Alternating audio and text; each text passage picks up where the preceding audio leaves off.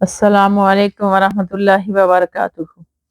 نحمدہ و نصلی علی رسولہ الکریم، اما بعد فاعوذ باللہ من الشیطان الرجیم، بسم اللہ الرحمن الرحیم۔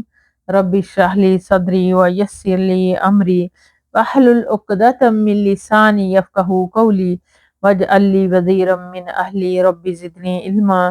اللہم فقہنا فی الدین، اللہم انی اسألک علما نافعا وعملا متقبلا ورزقا طیبا۔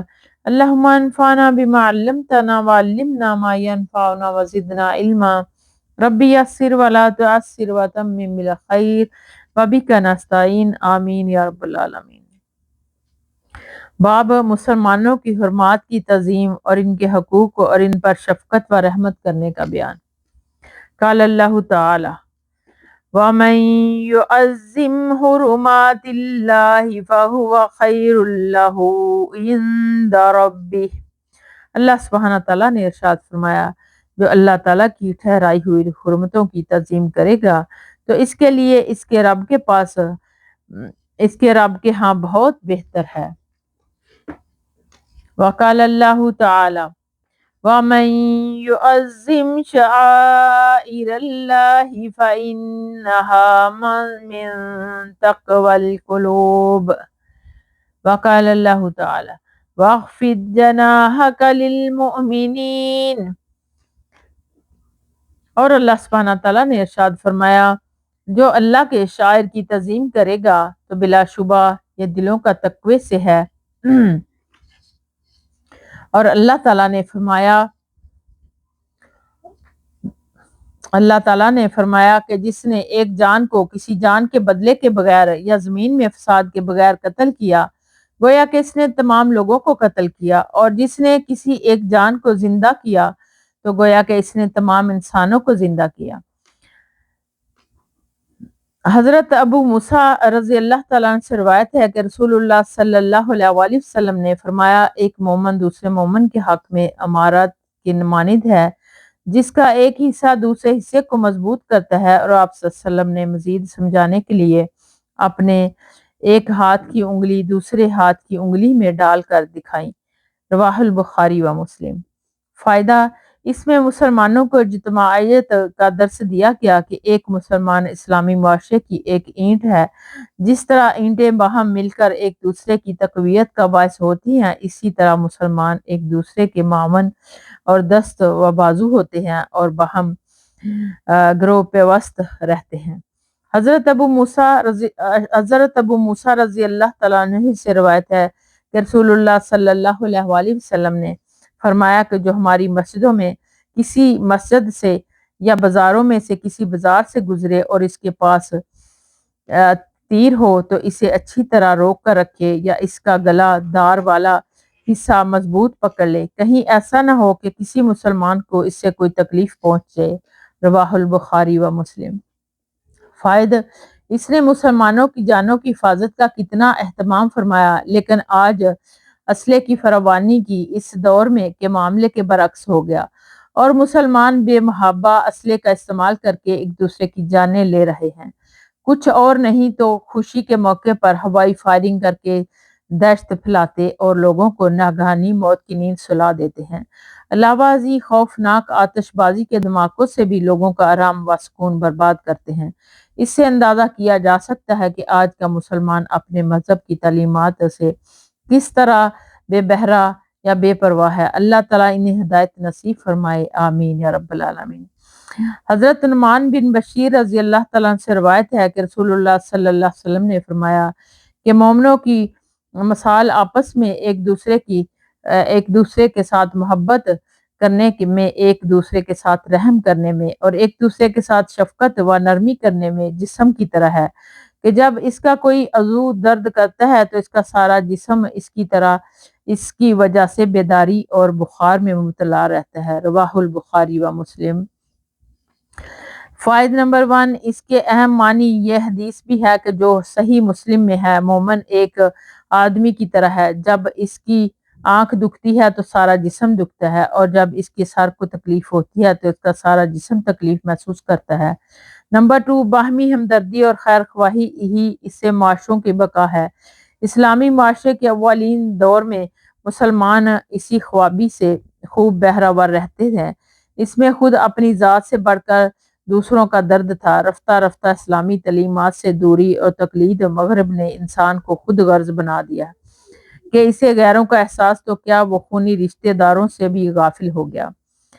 حضرت ابو ہریرہ رضی اللہ تعالیٰ عنہ سے روایت ہے کہ نبی کرم صلی اللہ علیہ وسلم نے حضرت حسن بن علی رضی اللہ تعالیٰ عنہ کو بوسہ دیا اور آپ کے پاس اقرا بن حابس رضی اللہ تعالیٰ عنہ بیٹھے ہوئے تھے۔ اقرا نے کہا کہ میرے 10 بچے ہیں، میں نے ان میں سے کسی کو بوسہ نہیں دیا۔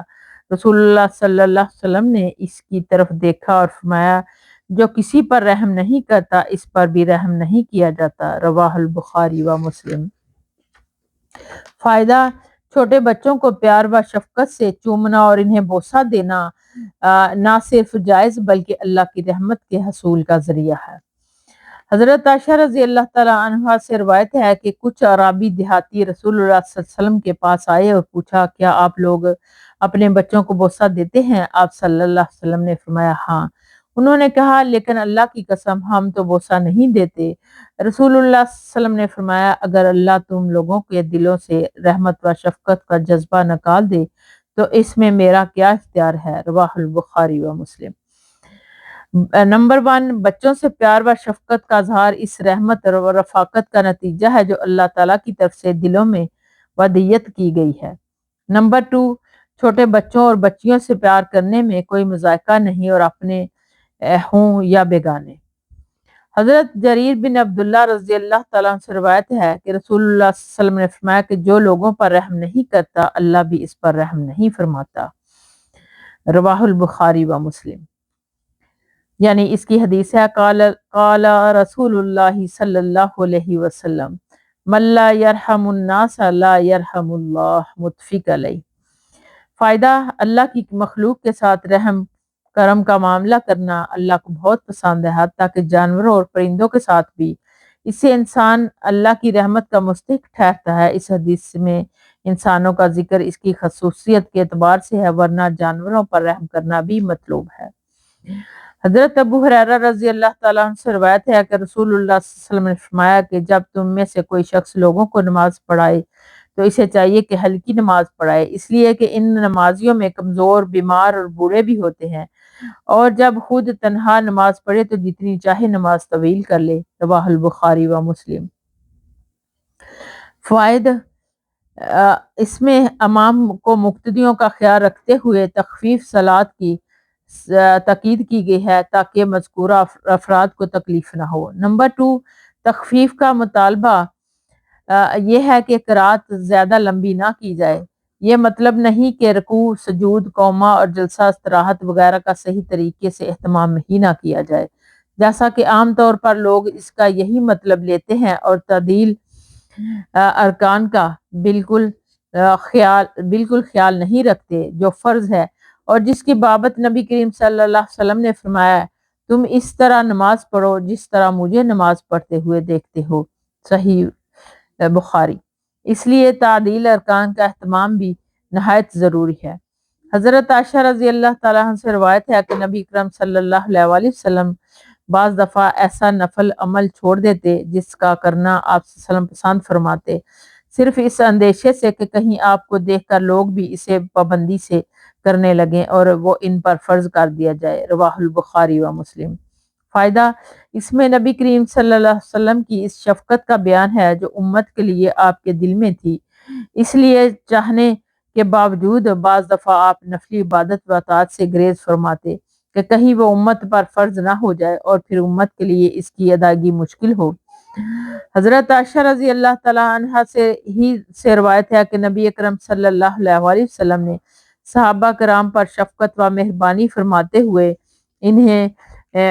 انہیں وصال بغیر افطار کیے مسلسل روزے رکھنے سے منع فرمایا، تو انہوں نے عرض کیا کہ آپ تو خود تو وصال کرتے ہیں۔ آپ صلی اللہ علیہ وسلم نے فرمایا کہ میں تم جیسا نہیں ہوں، اس لیے تم مجھے اپنے پر قیاس مت کرو، میں تو اس حال میں رات گزارتا ہوں کہ میرا رب مجھے کھلاتا پلاتا ہے۔ رواہ البخاری و مسلم۔ اس کا مطلب ہے کہ اللہ تعالیٰ میرے اندر کھانے پینے والے شخص جیسی قوت پیدا فرما دیتا ہے۔ فائدہ: میں تم جیسا نہیں ہوں، اس کا مطلب یہ نہیں ہے کہ میں تمہاری طرح انسان نہیں ہوں، بلکہ اس کا مطلب یہ ہے کہ اللہ کے ساتھ میرا جو خصوصی ربط و تعلق ہے وہ تم میں سے کسی کو بھی حاصل نہیں ہے۔ اس تعلق خصوصی کی وجہ سے میرا رب میرے اندر کھائے پیے بغیر ہی وہ قوت پیدا فرما دیتا ہے جو تمہیں کھانے کے بغیر حاصل نہیں ہو سکتی۔ اس لحاظ سے بلا ناغہ مسلسل روزے رکھنا آپ کی ان خصوصیات میں سے ہے جن کی اقتداء امت کے لیے نہ صرف یہ کہ ضروری نہیں بلکہ ممنوع اور حرام ہے۔ ایسے خصوصی معاملات میں چاہے ان کا تعلق عبادات سے ہو یا معاشرات وغیرہ سے، آپ کے فرمان پر عمل ضروری ہوگا، آپ کے عمل پر نہیں، البتہ جہاں خصوصیات کی صراحت یا اس کی واضح دلیل نہیں ہوگی تو وہاں آپ کا عمل بھی واجب الاتباع ہوگا۔ حضرت ابو قتادہ رضی اللہ تعالیٰ عنہ پر حارث بن ربیع روایت کرتے ہیں کہ رسول اللہ صلی اللہ علیہ وسلم نے فرمایا کہ میں نماز کے لیے کھڑا ہوتا ہوں اور میرا ارادہ اسے لمبا کرنے کا ہوتا ہے۔ میں بچے کے رونے کی آواز سنتا ہوں تو میں اپنی نماز میں اختصار سے کام لیتا ہوں، اسی بات کو ناپسند کرتے ہوئے میں اسی کی ماں کو مشقت میں ڈالوں۔ رواہ البخاری۔ فائد نمبر 1، یہاں بھی نماز میں اختصار سے مراد قرات کا مختصر کرنا، جیسا کہ صحیح مسلم کی روایت میں اس کی صراحت بھی ہے، فَيَقْرَأُ بِالسُّورَةِ الْقَصِيرَةِ، بچے کی آواز سننے پر چھوٹی سورت پڑھتے، صحیح مسلم۔ بہرحال اس میں بھی آپ کی اس شفقت کا بیان ہے جو امت کے بارے میں آپ کے اندر تھی، حتیٰ کہ نماز کی حالت میں بھی آپ صلی اللہ علیہ وسلم نے اس کا اظہار فرمایا صلی اللہ علیہ وسلم۔ امام کے لیے قاری قرآن ہونے کے ساتھ دین اسلام کے مقاصد اور احکامات سے آگاہ ہونا اور جماعت و نماز کے آداب سے واقف ہونا بھی ضروری ہے۔ حضرت جندب بن عبداللہ سے روایت ہے کہ رسول اللہ صلی اللہ علیہ وسلم نے فرمایا کہ جس نے صبح کی نماز پڑھی وہ اللہ کی حفاظت اور عہد میں ہے، چنانچہ تم اس بات کا خیال رکھو کہ اللہ تعالیٰ تم سے اپنے عہد میں سے کسی چیز کا مطالبہ نہ کرے، اس لیے کہ جس سے بھی وہ اس کا مطالبہ باز پرس کرے گا اسے پکڑ لے گا اور پھر اسے اوندے منہ جہنم آگ میں ڈال دے گا۔ رواہ المسلم۔ اللہ محفوظنا منہم۔ فائد نمبر 1، جو شخص صبح کی نماز پڑھے وہ اللہ کے عہد میں آ گیا کہ اب وہ مسلم ہے۔ اب کسی مسلمان کے لیے جائز نہیں کہ اس کے مال یا جان کا نقصان کرے۔ اگر کوئی شخص یہ کام کرتا ہے تو وہ اللہ کی طرف سے اس مسلمان کے ساتھ کیے گئے عہد کو توڑنے کا ارتکاب کر رہا ہے اور اللہ تعالیٰ اس عہد شکنی کے متعلق بعض پر فرمائے گا۔ نمبر 2، صبح کی نماز سے مراد 5 وقت کا نمازی ہونا ہے، کیونکہ صبح کی نماز مشکل ترین نماز ہے۔ حضرت ابن عمر رضی اللہ تعالیٰ عنہ سے روایت ہے کہ رسول اللہ صلی اللہ علیہ وسلم نے فرمایا کہ مسلمان کا بھائی ہے، نہ اس پر زیادتی کرتا اور نہ اسے بے یار و مددگار چھوڑ کر دشمن کے سپرد کرتا ہے۔ جو اپنے مسلمان بھائی کی حاجت پوری کرنے میں لگا ہوا ہو اللہ تعالیٰ اس کی حاجت پوری فرماتا ہے۔ جو کسی مسلمان سے کوئی پریشانی دور کرتا ہے اللہ تعالیٰ اس کی وجہ سے اس کی قیامت کی پریشانیوں میں سے کوئی بڑی پریشانی دور فرمائے گا، اور جس نے کسی مسلمان کی پردہ پوشی کی اللہ تعالیٰ قیامت والے دن اس کی پردہ پوشی فرمائے گا۔ رواہ البخاری و مسلم۔ فائدہ: یہ حدیث اس لحاظ سے بڑی اہم ہے کہ اس میں مسلمانوں کو ایک خاندان کے افراد کی طرح رہنے کی ہدایت دی گئی ہے کہ جس طرح ایک شخص اپنے بیٹے، بھائی وغیرہ پر کوئی ظلم کرنا اور مدد کے وقت اسے بے یار و مددگار چھوڑنا پسند نہیں کرتا، اسے کوئی حاجت ہو تو اسی پوری کرنے کی، کسی تکلیف اور پریشانی میں مبتلا تو اسے دور کرنے کی، اور اس سے کوئی کوتاہی غلطی ہو جائے تو اس کی پردہ پوشی کی صحیح کرتا ہے، یہی معاملہ ایک مسلمان دوسرے مسلمان کے ساتھ ہونا چاہیے۔ اسی لیے اس سے اللہ تعالیٰ خوش ہوتا ہے اور اس کا بہترین صلہ اسے دنیا اور آخرت میں عطا فرماتا ہے۔ گویا کہ یہ اجتماعی کفالت کا ایک بہترین نظام ہے جس پر اگر مسلمان عمل کریں تو آخرت کی بھلائی کے ساتھ ان کی دنیا میں بھی جنت نظیر بن سکتی ہے۔ کاش مسلمان اپنے مذہب کی ان روشن تعلیمات کو اپنا سکے۔ آمین یا رب العالمین۔ وآخر دعوانا ان الحمدللہ رب العالمین سبحانک اللہم و بحمدک نشہد ان لا الہ الا انت نستغفرک و نتوب الیک۔ السلام علیکم ورحمۃ اللہ وبرکاتہ۔